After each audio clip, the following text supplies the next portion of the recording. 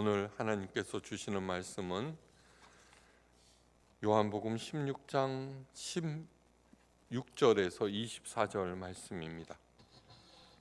제가 이 말씀을 받들어 봉독할 때 하나님의 음성을 들으시기를 바랍니다.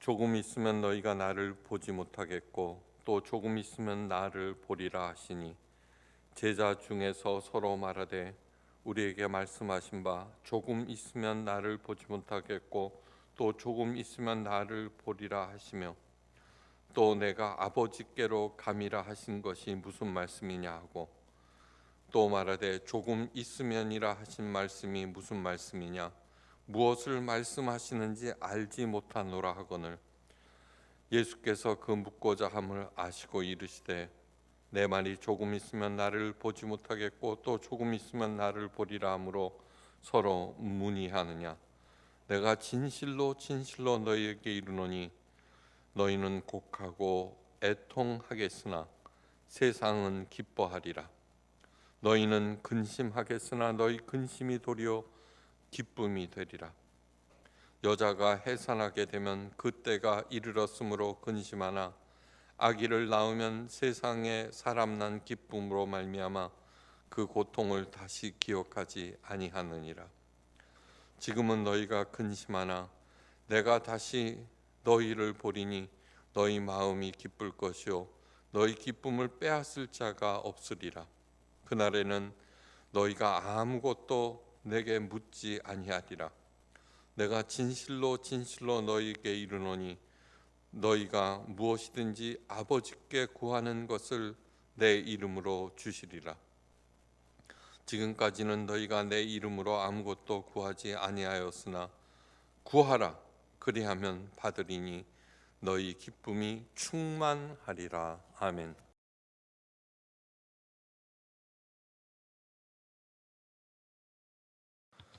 세상은 난제로 가득 차 있습니다. 자연재해나 경제 불안과 같은 전 지구적인 문제에서부터 개인 한 사람이 감당해야 하는 그러한 문제에 이르기까지 생각만으로도 가슴이 답답해집니다.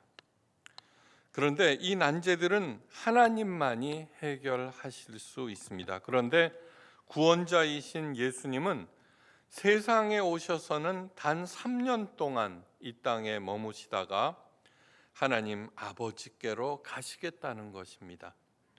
그것도 그 숱한 난제들을 시원찮은 제자들에게 이름하고 떠나신다는 것입니다. 너무나 야속하고 무책임하다는 생각이 듭니다. 요한복음 14장에서 16장까지는 예수님의 고별 말씀입니다. 믿업지 못한 제자들이 이 말씀만 잘 이해하고 행하면은 그 숱한 난제들을 감당할 수 있다고 생각하신 것입니다.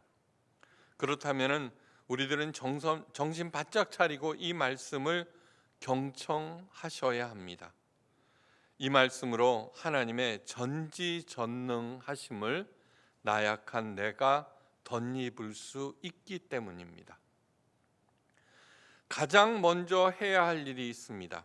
시원찮은 제자들과 더 시원찮은 우리들이 난제들을 해결할 수 있는 가장 기초가 되는 것이 무엇인지 정확히 아는 일, 그것이 우리들이 지금 해야 할 일입니다. 우리 예수님께서 말씀하십니다. 이는 너희가 나를 사랑하고 또 내가 하나님께로부터 온 줄을 믿음으로 아버지께서 친히 너희를 사랑하심이라. 요한복음 16장 27절 말씀입니다. 주 예수 내가 알기 전 날 먼저 사랑했네. 그러니까 우리들이 하나님을 사랑하기 전에 하나님께서 우리를 먼저 사랑하셨다고 알고 있는데 예수님께서 하시는 말씀은 그 순서가 바뀌어져 있습니다. 너희가 나를 사랑하고 또 내가 하나님께로부터 온 줄을 믿음으로 아버지께서 친히 너희를 사랑하심이라. 우리가 먼저 예수님을 사랑한 것으로 되어 있습니다. 가장 첫째는 뭐냐 그러면은 우리들과 제자들이 예수님을 향한 그 사랑, 그것이 첫 번째 기초가 됩니다. 명심하셔야 합니다. 예수님은 섬김의 대상이 아니라 사랑의 대상입니다. 사랑하고 따라야 하는 분. 사랑이라고 하는 것이 무엇입니까? 사랑은 유일하게 나보다 상대방을 더 중히 여기는 것이 사랑입니다. 사랑하는 사람에게서 받는 가장 큰 상처는 내가 주는 것을 그 상대방이 거부하였을 때 큰 상처를 받습니다. 그 전까지는 모두 다 내 것만 챙겼는데, 제일 먼저는 예수님을 향한 우리의 사랑, 그것이 첫 번째 기초가 됩니다. 그래서 예수님을 사랑하고 따라야 한다는 것. 둘째는 하나님 아버지의 우리를 향하신 사랑입니다. 이 두 가지가 난제들을 감당하는데 가장 필수적인 요소, 가장 튼튼한 기초가 됩니다. 내가 예수님을 사랑하고 믿고 따를 때 내 삶의 태도가 결정됩니다. 사랑은 나를 뛰어넘어 상대방을 더 중히 여기는 것이니까 예수님을 사랑할 때 내 생각을 버리고 예수님의 생각을 중히 여김으로 그때 내가 취해야 할 태도가 결정됩니다. 하나님의 사랑은 그러한 나의 삶의 결단을 완성시키십니다. 이것이 문제 해결의 가장 튼튼한 기초가 됩니다. 예수님께서 말씀하십니다. 내가 진실로 진실로 너희에게 이르노니 너희가 무엇을 하든지 아버지께 구하는 것을 내 이름으로 주리라. 구하라. 그리하면 받으리니 너희 기쁨이 충만하리라. 이것이 복받는 모든 삶의 가장 튼튼한 약속이 됩니다. 이제 시온차는 제자들과 우리들을 영의 계승자요 작은 그리스도로 세우시는 하나님의 계획을 한번 살펴봅니다. 사도 바울은 하나님의 사랑에 대해서 다음과 같이 말합니다. 모든 것을 참으며 모든 것을 믿으며 모든 것을 바라며 모든 것을 견디느니라. 고린도전서 13장 7절 말씀입니다. 부족하고 연약한 사람이라도 예수님을 사랑하는 사람들은 반드시 어떤 일이라도 감당할 수 있음을 하나님께서 믿고 바라고 참으신다는 것입니다. 우리들이 사람들을 평가합니다. 쟤는 가능성이 없어, 가망이 없어. 그러니까 참지도 못하고 믿지도 못하고 바라지도 않습니다. 그런데 우리 하나님께서는 정말 부족하고 연약한 나라도 사랑함으로 모든 것을 믿으며 모든 것을 바라고 모든 것을 참고 견딥니다. 지금 현재 제가 저래도 마침내는 훌륭한 작은 그리스도, 정말로 당당한 하나님의 자녀가 될 것이다 라고 생각하는 것입니다. 그리고 하나님의 열심으로 반드시 그것을 이루십니다. 이것이 난제들을 제자들과 우리들에게 맡기시는 근본적인 이유입니다. 예수님께서 거룩한 사명을 미덥지 못한 제자들에게 맡기시는 깊은 뜻은 기독교 교리 중 가장 오묘한 진리인 삼위일체 하나님으로 이끕니다.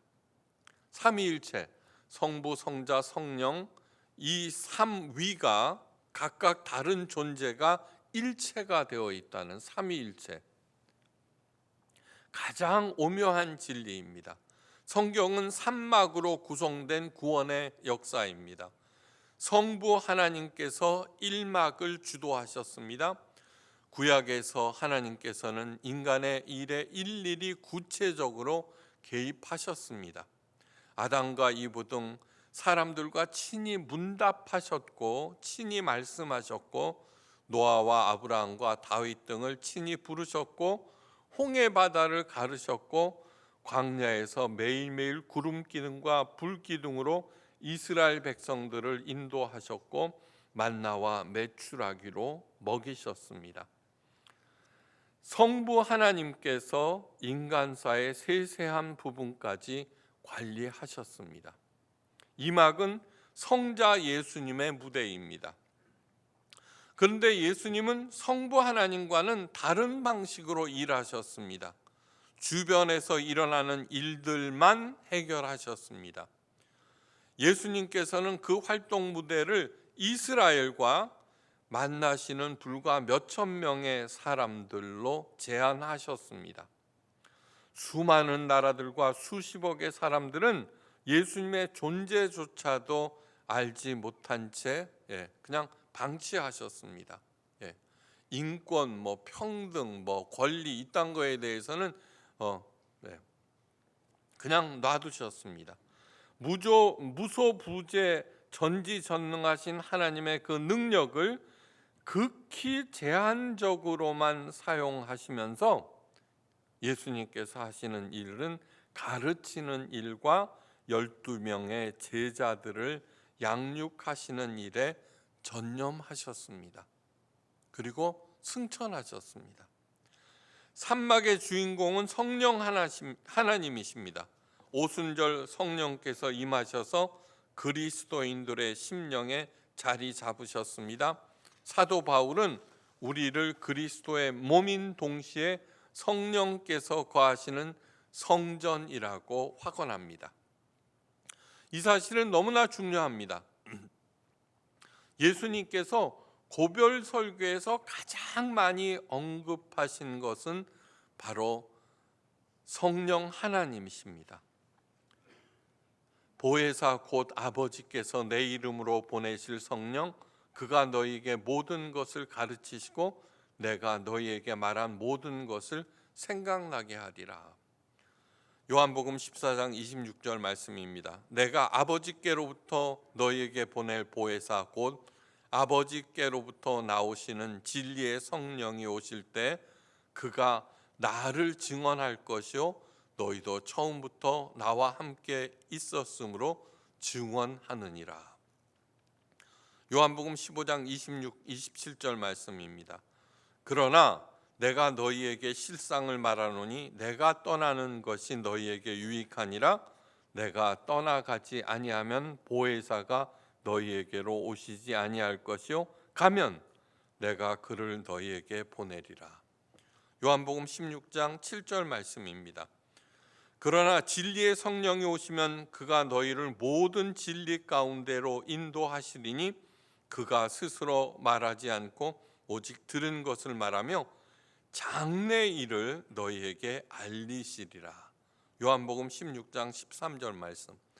다시 말해서 예수님의 고별사 요한복음 14장에서 16장까지의 말씀은 모두 성령에 관한 것이라고 해도 과언이 아닙니다. 근데 그 성령께서 하시는 일의 가장 중요한 일은 메인 핵심은 3년 동안 우리 예수님께서 보여주신 그 가르침을 생각나게 하시는 일이라는 것입니다.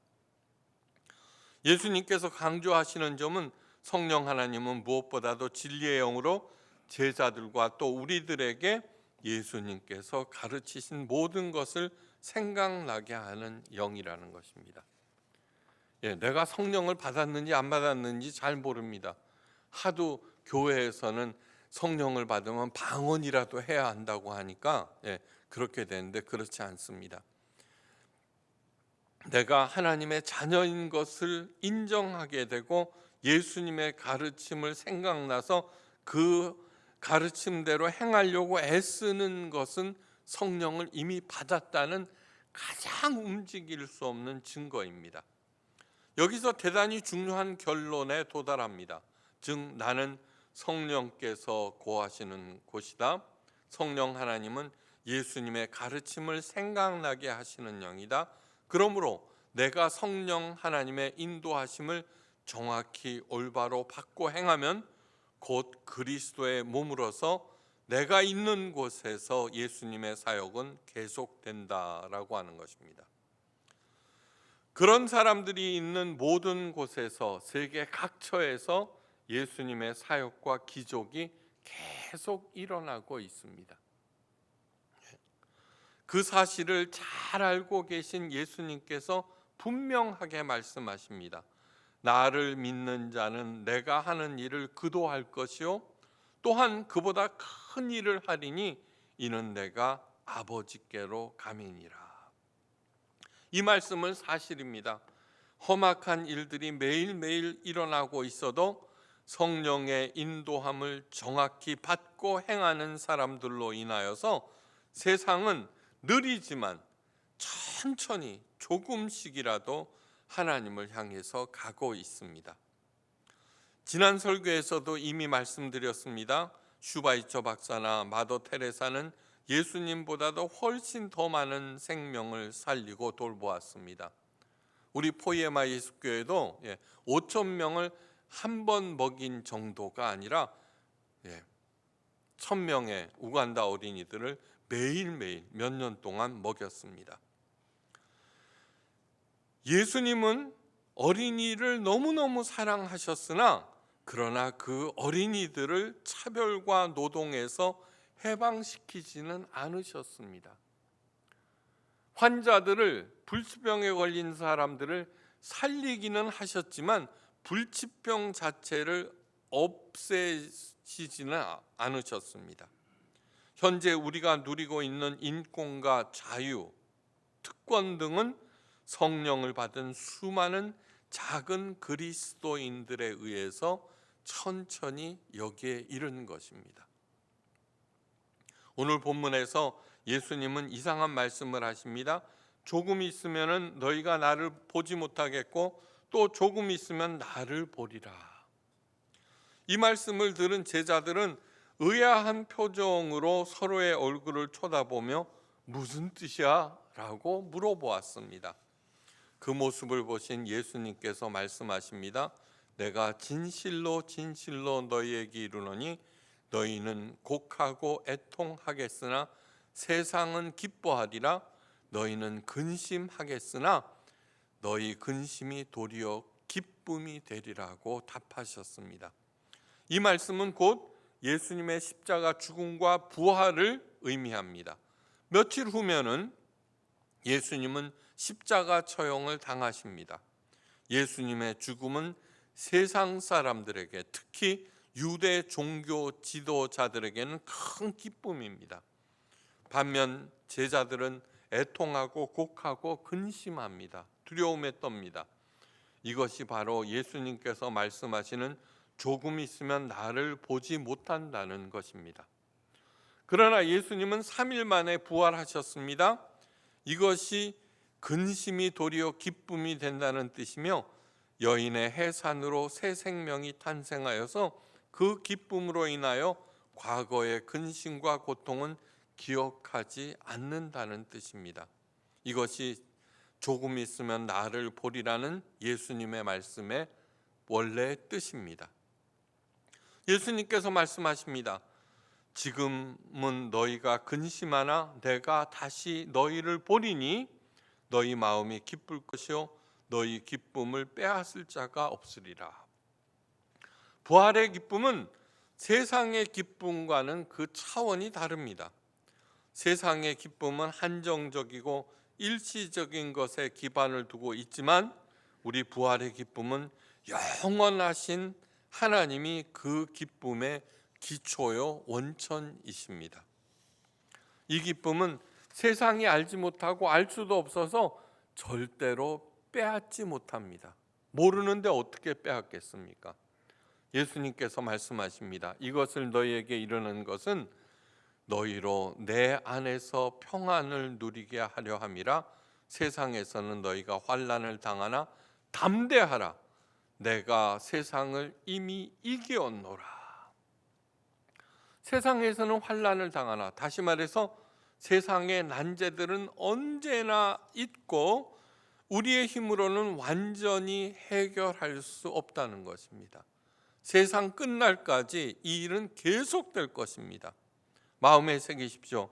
우리의 삶은 녹록지 않고 수많은 난제들이 계속 일어나고 있지만 우리들은 이미 예수님께서 이기신 세상을 사는 것입니다.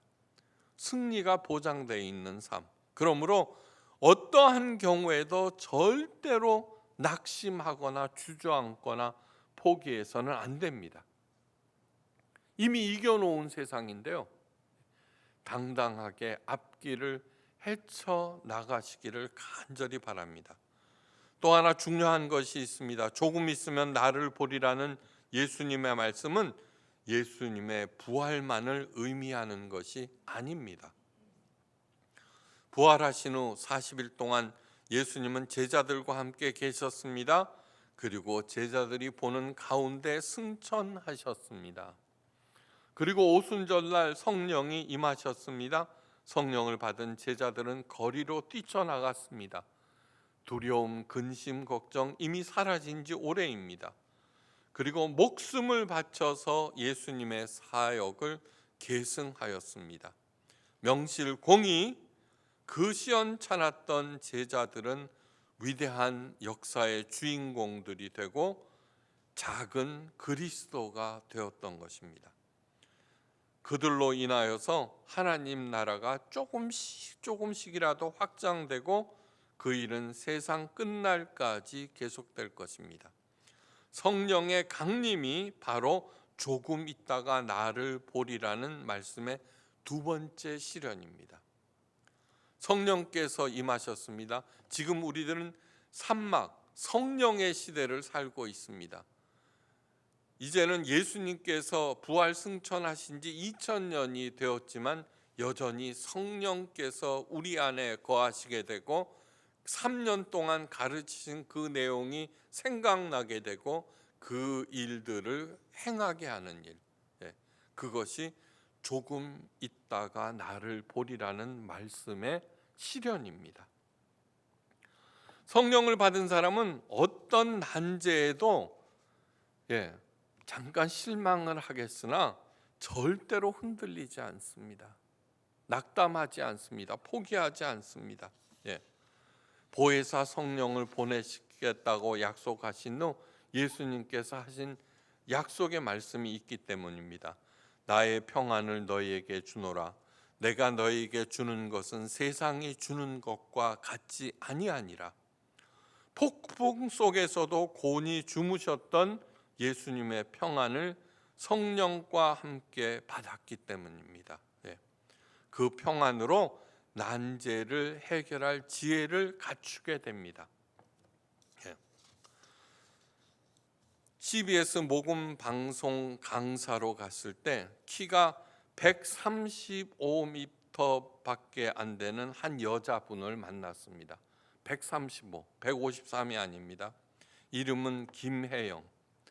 아프리카 보츠와나에서 선교사로 일하고 있습니다. 척추 장애자입니다. 그래서 성장하지 못했습니다. 가나안 농부의 5남매 중 마지로 태어난 그녀는 주벽이 심한 아버지가 술에 취해서 그 어린 딸을 집어던지는 바람에 척추 장애자가 되었습니다. 어머니는 정신질환자, 술주정뱅이 아버지는 생활고를 비관하여 죽었고 초등학교를 졸업하자마자 그 몸으로 남의 집 식모로 들어가서 동생을 먹여 살렸습니다. 앞날이 캄캄했습니다. 이렇게 살아서는 안 되겠다 싶어서 먹여주고 재워주는 한남 장애인 직업학교에 들어가서 편물 기술을 배웠습니다. 그곳에서 김혜영 씨의 앞날을 바꿔준 너무너무 고마운 선생님 한 분을 만납니다.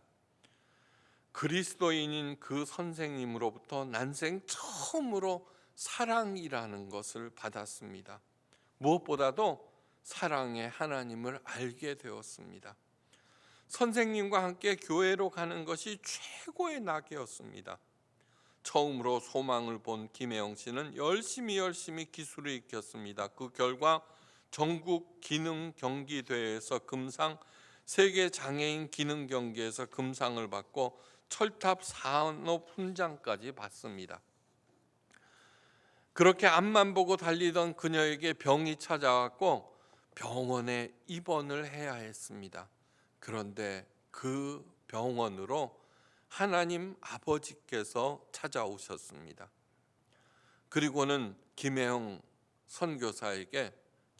씨에게 이런 말을 하셨습니다. 네가 원하는 곳이 아니라 너를 원하는 곳으로 가면 어떻겠니? 네. 그동안 자신과 동생들만을 위해서 살아온 자신이 너무너무 부끄러웠습니다. 그 말씀 앞에서. 그래서 자신을 필요로 하는 곳으로 찾아간 것이 아프리카 보츠와나입니다. 그곳 장애인 기술학교에서 15년간 아프리카 장애인들을 가르치고 있습니다. 하나님께서는 그녀에게 더 큰 길을 열어주셨습니다. 미국 뉴욕 컬럼비아 대학 사회사업 석사 과정에서 공부를 마치고 국제사회복지사가 됩니다. 그녀가 이렇게 말합니다. 미국에서 공부하는 동안 2억 원 정도의 돈을 썼습니다. 제 돈은 $3,000가 전부였습니다. 꿈을 갖고 하나님의 일을 하려는 사람들에게 하나님께서는 언제나 풍성하게 공급해 주십니다. 김혜영 씨는 청춘아, 가슴 뛰는 일을 찾아라는 당부의 말로 그녀의 감동적인 강의를 마쳤습니다. 김혜영 선교사는 숱한 난제들 가운데서도 예수님께서 약속하신 그 평안을 누리면서 난제를 하나하나 헤쳐 나갔습니다. 아무리 복잡한 난제라도 그것을 정확히 서술하는 순간 그 난제를 장악할 수 있다고 합니다. 너무너무 복잡한 문제가 있습니다. 그런데 그 난제를 정확히 서술하는 순간 그 난제를 내가 장악할 수 있습니다. 여기서 중요한 말은 정확한 서술입니다. 정확한 서술. 이 정확한 서술이란 사사로운 이익. 이렇게 하면은 내게 유익하겠지. 저놈을 없애야지 하는 그 사사로운 이익. 근심이나 걱정, 두려움, 무엇보다도 분노와 절망에 휘둘리지 않고 하나님의 시각으로 사태를 파악하는 일입니다. 여러분, 어떤 일이 생깁니다. 참사가 생깁니다. 그러면 사람들의 말을, 책임져야 하는 사람들의 말을 들어보면 어떻게 해서든지 책임을 회피하려는 말로 인해서 사태가 점점 꼬여갑니다. 그렇게 해서는 그 어떤 문제도 해결할 수 없습니다.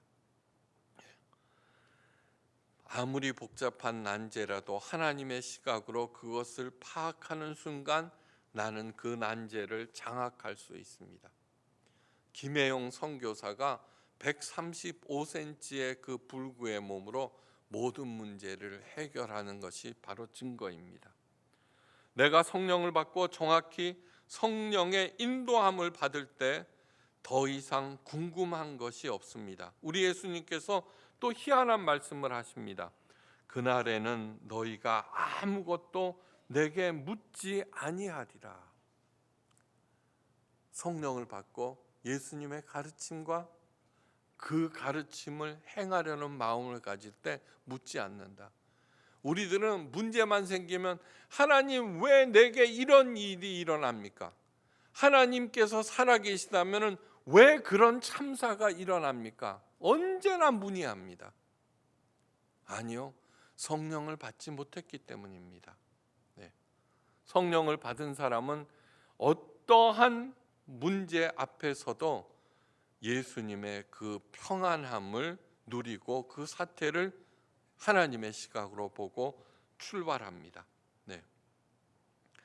내가 성령을 받고 정확히 성령의 인도함을 받을 때 더 이상 궁금한 것이 없습니다. 이어서 말씀하십니다. 내가 진실로 너희에게 이르노니 너희가 무엇이든지 아버지께 구하는 것을 내 이름으로 주리라.